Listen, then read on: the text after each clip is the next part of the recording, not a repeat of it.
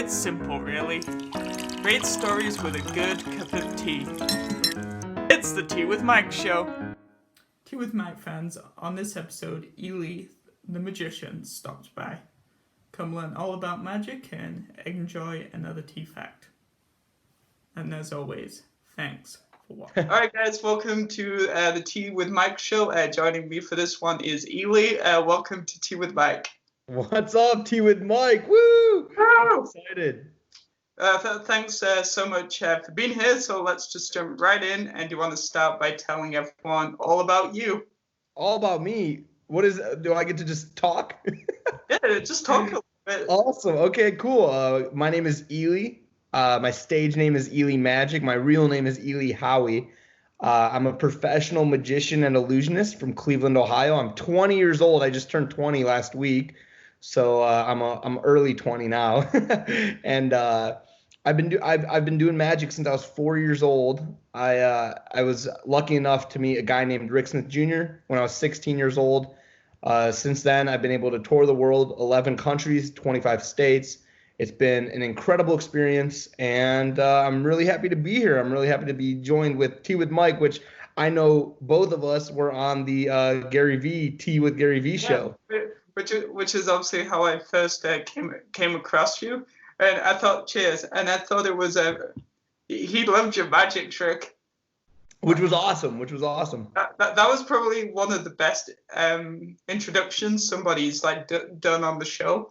I think some people it's a once in a lifetime opportunity to even get to talk to him for a few minutes with how many people want to be on the show. Absolutely. And honestly, I think some people mess it up, right? They're like, oh, it's 6 a.m. or whatever. Oh, yeah. So early, yeah. You know what I mean? I do know what you mean. You know what's crazy? I'm really good friends with Gary V's brother-in-law and Team Gary V. I actually went to New York and I was able to meet Team Gary V.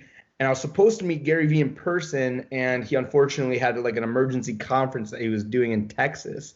So, so you know what though? It worked out, man. I got to show Gary V some magic in the end, right? Oh, awesome. So how was that experience hanging out with his team and stuff? What did it teach you?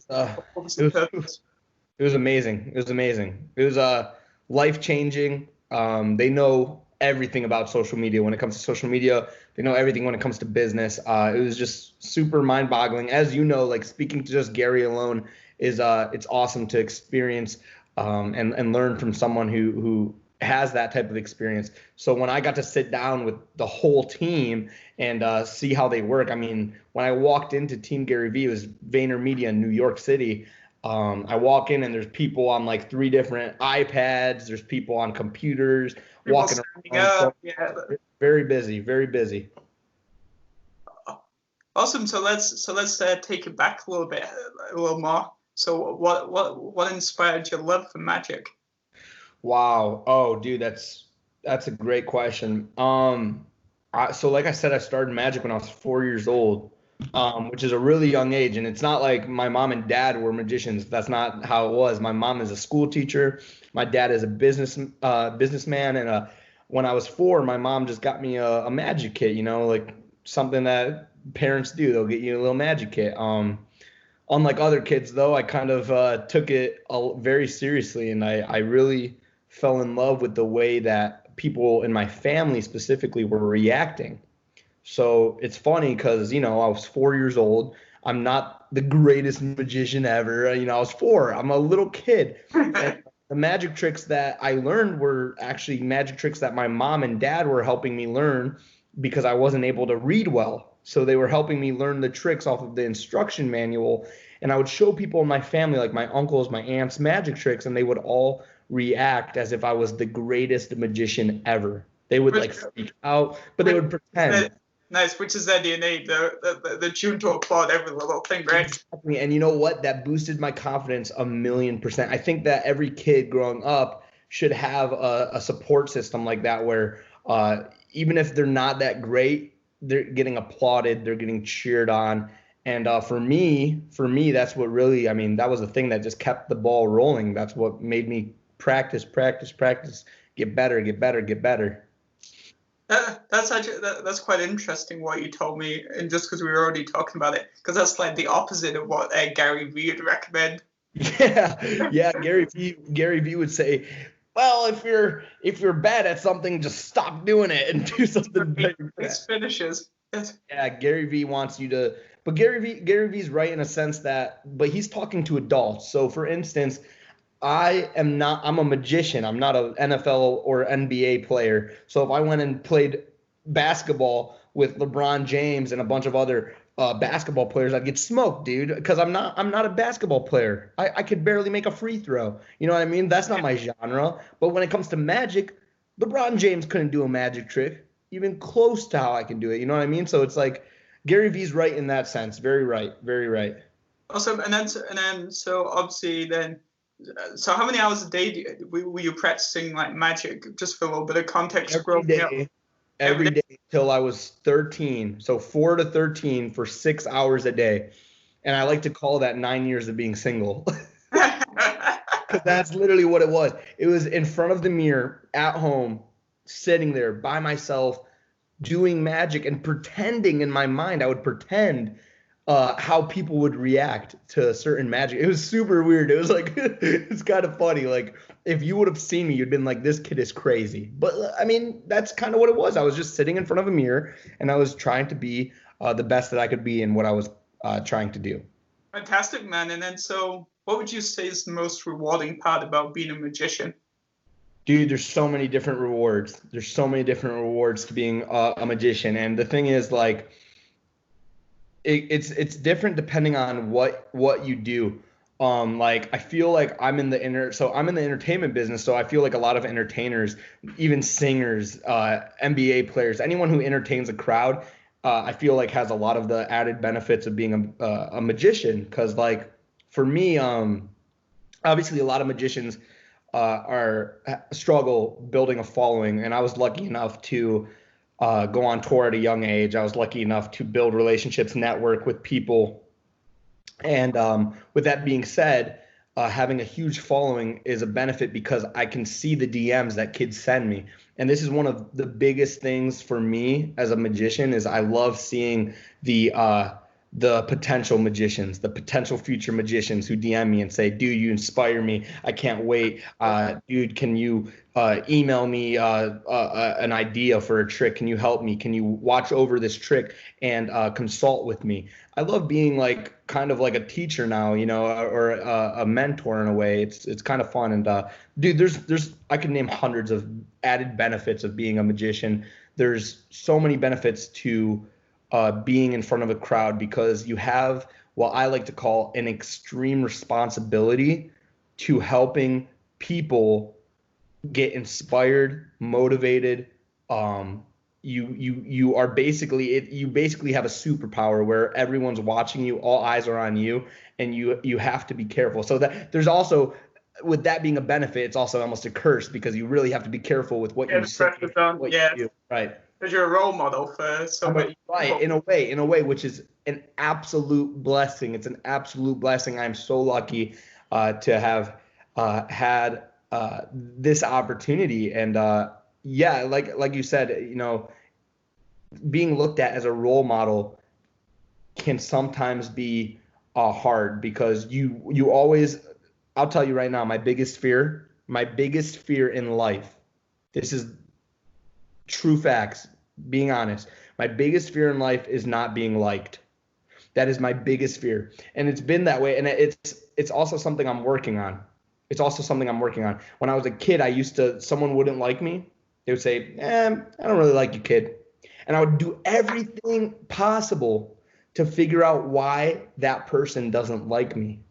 That's been me too for a long time. I always wanted to be the center of attention and be popular amongst everyone. And then obviously you take more risks to try and get someone to like you, you. And that's not always the smartest decision, and it can sometimes get you into trouble. And the older you get, and that's so true. And you know what? I've learned time and time again, who cares what other people think? That is my biggest thing now. And I think it's because I'm a little older, I'm a little more mature, and I'm actually very comfortable in my own skin. And yes, it is due partially to the credit that I have being a magician and being able to perform. You know, every time I was nervous as all heck, bro. All heck, I was nervous during my first show ever. And now it's like it's easy. It's easy, but like it's still an adrenaline rush. I love what I do every day, but I'm more confident than ever. And when someone says, "Hey man, hey Ely, I hate you," or "I don't like you," or "What are you wearing?" or "What that's a dumb magic trick. That's a dumb idea." I don't care because whatever I think is right in my mind. I don't need anyone else's opinions. Yeah. Doesn't matter. Yeah, so magic has always been something that I used to work in the entertainment industry. No way. Yeah, like setting up for shows and security. So I met a lot of like artists and stuff. And one of the coolest experiences that I had with magic was I got to run cables for the cameraman for the illusionist. Yeah, yes. Which is hella dope, and because Colin McLeod was in town, and I live in a like less than 100,000 people's in the city, so that's pretty impressive when you see someone go. Yo, you see on like America's Got Talent and all these big shows, and you see them in like where you live, and it's like you used the correct word. That is hella dope. And then lots of other people on the crew were trying to work out how they did the tricks, and I was like, I don't want to know. I just loved it in the moment. I was like, from this finger to this finger away from the performers when they were performing on the ground, and I couldn't figure a single thing out. It was that cool. That's awesome, dude. You know, and a lot of credit to the illusionist. I do recognize the work that a lot of magicians put into their craft. And being someone who I have a lot of friends during tour, our Magic is Back tour, which raises millions of dollars for schools across America. During that, we have people that are setting up cables and running lines, and that is magic in itself. You know what I mean? I feel like you're impressed by the magicians. We're impressed by you guys. You guys are setting up the freaking wires, the lines, the mics, the lights, the how fast it all gets put up. Yeah, oh dude, people think it's the magicians that are doing that. It's not. We have a lot of, it's a big group of people that make the show come together for sure. That's awesome, Mike. I did not know you did that. That's really cool, man. Yeah, well, you know now. So before the show, I was just having a look a little bit at someone that you kind of trained under, Rick Smith Jr. Yes. And I was watching a recent video, and you was with Trick Shot Carpenter. They were doing some card tricks with celery sticks and doing some weird basketball tricks. So do you want to dive a little bit into what it was like to study under him, and how did the opportunity kind of come about? What did it teach you? So it's kind of funny because by the time I met Rick, I already knew all of the magic that, you know, was needed to know to be a professional magician, which is really cool. But I'm going to dive into how I met Rick, okay? So I was in high school. I was 16 years old. Actually, I was 15 at the time. I met Rick Smith Jr. on my birthday. So I turned 16. Boy. I met Rick on my 16th birthday. It was an hour away from Ohio, and it was in a school in Pennsylvania. He was doing a school show, and I was shadowing him because we had a school project called Sophomore Experience Day. So every person in my school, they were like, okay, I'm going to shadow a doctor. I'm going to shadow a lawyer. I'm going to shadow this and that. I said, I'm going to shadow a magician. So I called a local magician. I Googled it. I said, local magicians. Rick Smith Jr. was the first one. I had no idea who Rick Smith Jr. was, but he was in Ohio, and his phone number was on Google, and I clicked it, and I called him, and he actually picked up, like right when I called. And I said, hey, man, my name's Ely. I'm a 15-year-old magician, and I would love to shadow you for a school project. He said, my next show is an hour away from Ohio. If you can find a ride, because I didn't have my license at the time. He said, if you could find a ride, come up, check out my show. Okay, awesome. I called my aunt. I asked her if she could drive me. A couple days later, it was my 16th birthday. She drove me to the show. 16th birthday. This is crazy how it works, right? And I watched Rick at the show, and I remember in slow motion he threw a card across from one end to the other end of the gym. The card flies across the gym, smacks the wall, and it's literally bent. It's bent, and it was one of the coolest things I ever seen. Wow. And while I was there, he was touring with a guy named J.D. Anderson, who was on America's Got Talent. So I got to watch this guy take a baseball bat and break it over his neck, which was also a very incredible thing that I saw. So fast forward a little bit after the show, Rick Smith Jr. comes up to me and goes, "How did you like the show, man? Did you enjoy the show?" I said, "I love the show. That was so cool." He said, "Hey, man, you're a magician, right? Let's take a picture real quick, and then you show me a magic trick, right?" So we took a picture, and that picture is actually available on his Facebook. If you go all the way back to May 11th, 2016, he posted it that day. And right after the picture, I show him a magic trick. And he was wowed by the magic trick. He goes, "Wow, dude, that magic trick was really, really good. I've never seen something like that. I'm gonna take you on tour with me." That's what he said. Oh, that's nuts, dude. That whole set of circumstances. Whole life changed right there. 16th birthday, my 16th birthday. It was like 16 candles up in here. I got my 16th birthday wishes, Mike.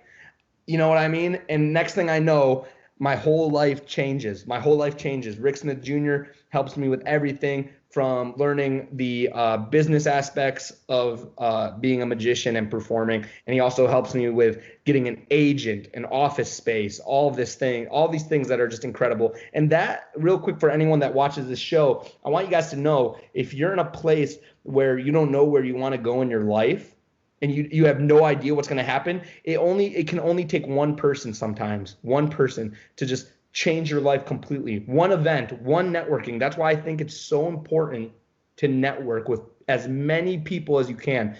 Right now, 20 years old, you guys should see my networking. You guys should see how many people I'm able to connect with through social media, through email. It's not as hard as you think. If you guys want to talk to Justin Bieber, send his managers emails, send his tour crew emails, send him emails, send Hailey Bieber emails. If you guys want to get connected with anyone, there's a way, because these people are human beings. They will answer you. And not the easiest route, but a more strategic route is often to figure out who is this person surrounded by, and their entire life network, and slowly start working your way up the food chain. Exactly. Like, who's this person hanging out with? I don't think that's stalking. I think that's good networking. Especially if you've got a goal in mind, right, and you're ambitious. Yes. 100%.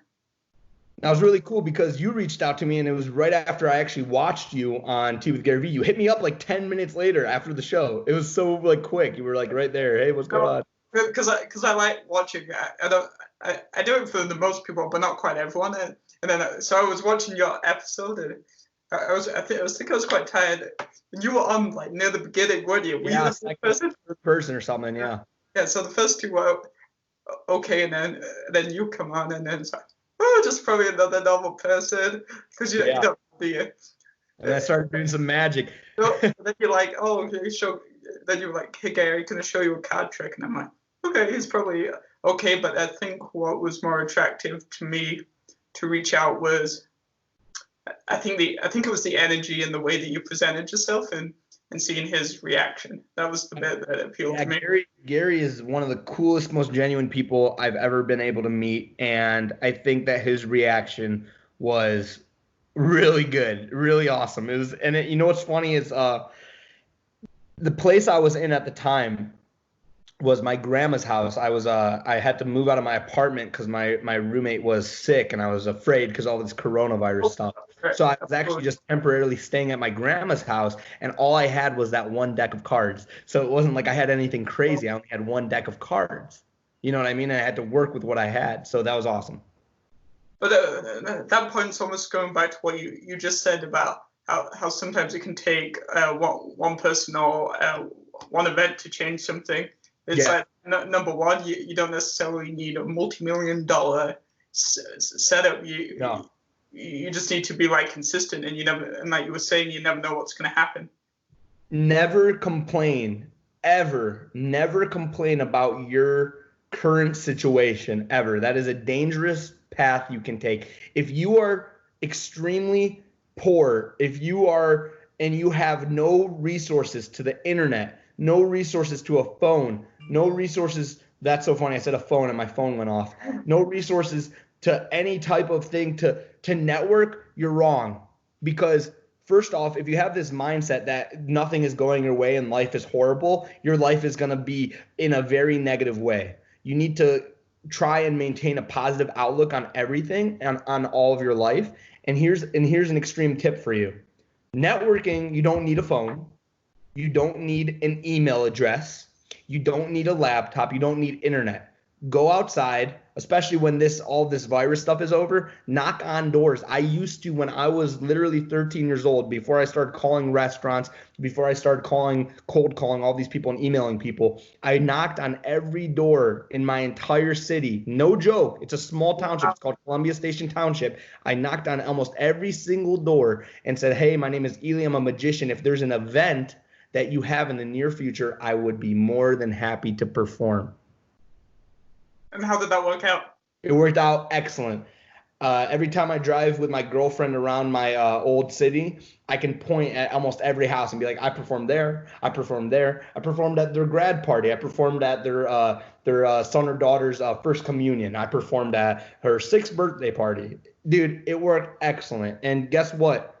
All of that money that was made was used to buy a laptop and a phone and this and that. So because you were still learning and obviously building a name for yourself, you focus more on how many people can I get in front of versus the price. And then obviously at scale, you're then able to start achieving some of the... I never had a negative outlook, no matter what. And I don't want anyone to get this wrong. I was never poor. My parents always had money, always. But they wanted me to work for what I wanted in life. They wanted me to... They're not going to give me money. They're not going to just hand it out to me. They said, if you want to be the most recognized and respected magician in the world, and if you actually, it's, again, such a blessing. Right now in the world, in Ohio, in the state of Ohio, I'm the #1 born magician in Ohio. #1 in Ohio, which is a blessing. And I'm not saying that to brag. I'm saying that to say 4 years ago, when I was 16, you know what? Let's back up. 5 years ago when I was 15, I only did probably 8 professional shows. 8 shows. That's ridiculous. So if you remain having an amazing outlook on life, if you remain positive and you continue to strive for what your goals and dreams require, there's no doubt you're gonna be successful. You are gonna be one of the most successful people ever if you continue to work hard and remain positive. That's so important. Well, definitely don't have the outtake, man. And I haven't even asked yet, but you drinking tea? How's the teacup? Tell me about it. Can I be honest with you? You're not drinking tea, but there's I'm drinking tea, but it's iced tea. Okay. And it's delicious. It is so good. It's one of the I was scared to drink hot tea, to be honest with you. Really? I was scared to drink it because I didn't want to burn my lips or anything. I'm presuming you've drunk hot tea now, though. I mean, I've had hot tea in the past, of course. I mean, I have about hot coffee and stuff, but I like to have it cool, you know what I mean? Obviously, this is very cold. It's nice on my lips. It's very soothing. What can I say about it? It's like having an ice pack on your lips. It's amazing. Awesome. And then so I guess today's tea fact is teacups didn't always I can't even read my writing anymore. What I'm saying is teacups didn't always have handles at first. We're talking about English teacups. They used to make them without handles, and that was kind of influenced by the traditional Chinese teacup. And that comes from... That's ridiculous. That's ridiculous. You're going to burn your hands. It's like drinking soup out of... Well, then, I don't know. Do you know what year that was when they didn't have handles? Because that's ridiculous. I don't off the top of my head, but I'll go find out. Yeah. Check it out. Authentic English teacup right here. Very nice. I should have got mine. They're in the cupboard. I wasn't expecting that. You probably win the award so far for the most classic cup to be drinking out of. Of course. Awesome, man. And then so it sounds like you've already achieved a lot with your magic and your influence, and you're trying to make an impact and help give back basically what you managed to achieve to help the next generation. But then this is not the only thing you do.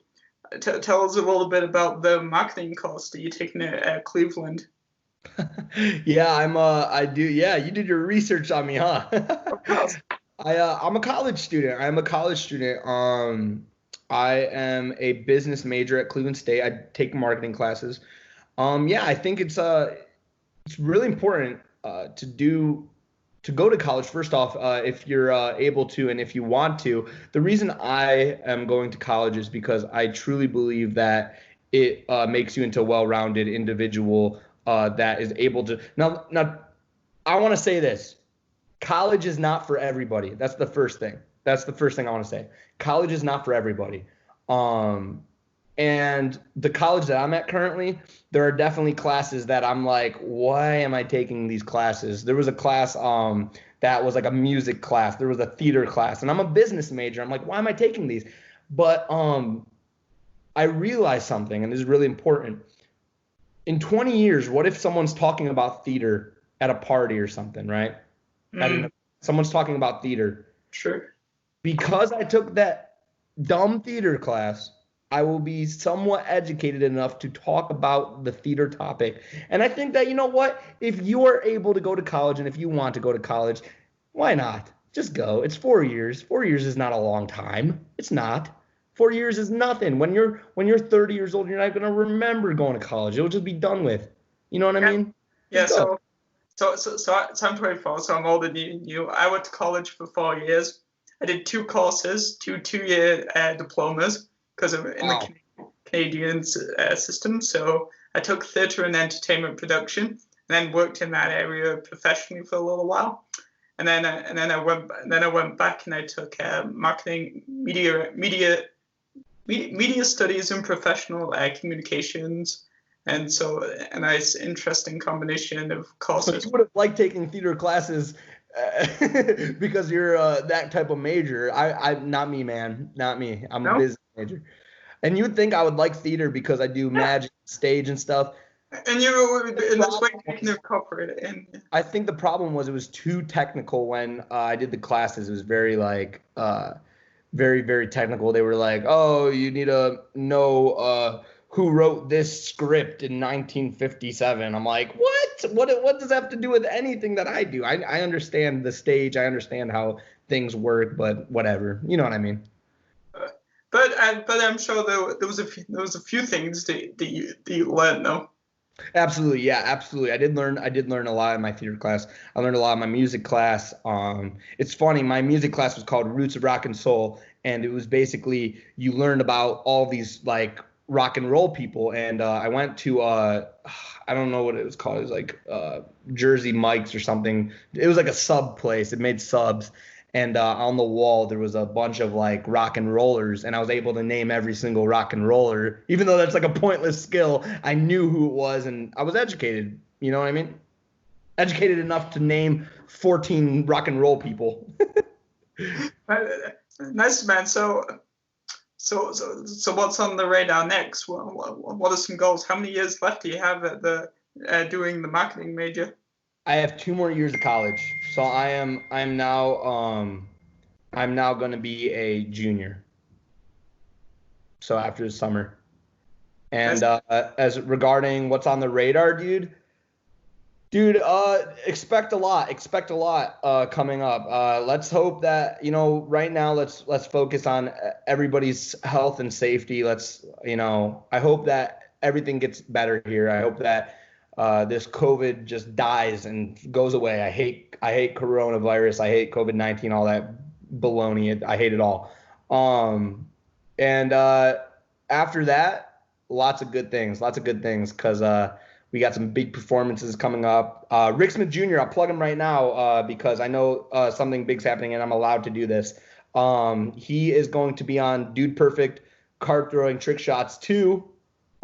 He's filming in June. It should come out in July, I believe. And to plug myself, lots of new tour dates will be coming soon, and a new update on the website, Follow me on Instagram.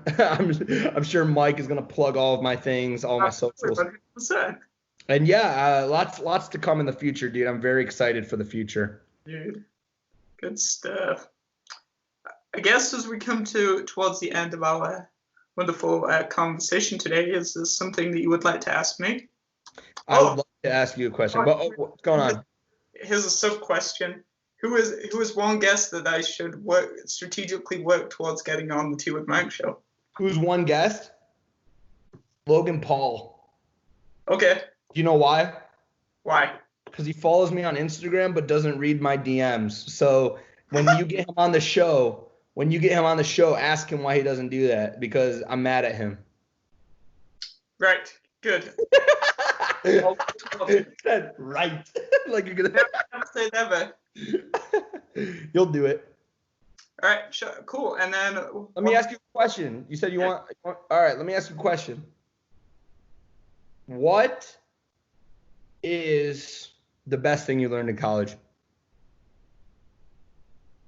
The best thing I learned in college, well, going to college helped me. So I'm not fully there, but it sort of has helped me get to where I am right now. Because like I said, I went to college the first time, did theater for a while. It was fun, but because sometimes when you do things professionally, you lose the happiness element and the love of it because it's a job, right? So right. Then I went back, and then I was first introduced to the name Gary Vaynerchuk by a guest speaker, because they were talking about social media and branding, and I asked them the question, is there anybody that I should be following online, anyone I should look up? And that was one of the names. So then I started watching some of Gary's stuff, and then it's really weird how you should try and get Bill Gates on this. Bill Gates, Elon Musk, Mark Zuckerberg, those three people. Never say never. Get them on. Shoot for the stars. Why the frick not? You know what I mean? Yeah, for sure. Okay, it's okay. Okay. Yeah, so there was that, and then I went and looked him up, and then started watching his stuff, and then on my second, and then I started learning a little bit about marketing and communications, and then a bit like your course, there were classes where I'm like, how am I ever going to use this, like the history of communication, or like visual art class, or all those sorts of classes. But I learned enough, which is helping me grow the Tea with Mike show. So I've taken the best bits, the bits that I find interesting, especially on the marketing and social media side, and then really just trying to build the show and my audience. That's awesome, dude. Can I give you a huge word of advice? Yes. So I said you should get Bill Gates, Mark Zuckerberg, and Elon Musk on the podcast and on your show. And you were like, well, I guess, like, why not? Like, and I'm shoot for the stars type of thing. But let me tell you something real quick, and there's a little motivation for you. You were introduced to Gary Vaynerchuk. Gary Vaynerchuk. That's true. Net worth $160 million, trying to buy the Jets, the New York Jets, bro. He also owns an incredible office, which I was lucky enough to sit in New York with an incredible view. And guess what? You actually got to speak with him and talk with him. So why couldn't you do that with Bill Gates, Elon Musk, Mark Zuckerberg? You know what I mean? A year and a half ago, I never thought I'd get the opportunity to talk to him. And I'm going one step further. He's coming to speak near me, so we're hanging out backstage. Yeah, and that was a year and a half ago. That was a year and a half ago that you wanted to do that, and you did a year and a half later. Some people will go 100 years their whole life without ever getting the chance. So, Mike, what a pleasure, dude. Thanks for having me on, man. For real. Thanks, dude. Thanks for spending some time with me. It's really humbling. I appreciate you. No, it was humbling as well, a humbling experience. So, thanks for having me, guys. Yeah, dude. All this show is awesome. So, thank you so much, man. Yeah, dude. All right, guys, and this was another fantastic episode of the Tea with Mike show. Check it out at teawithmike.com. That's all we got for now. Join us on the next episode. See you, brother. Yeah, thanks, dude. Bye.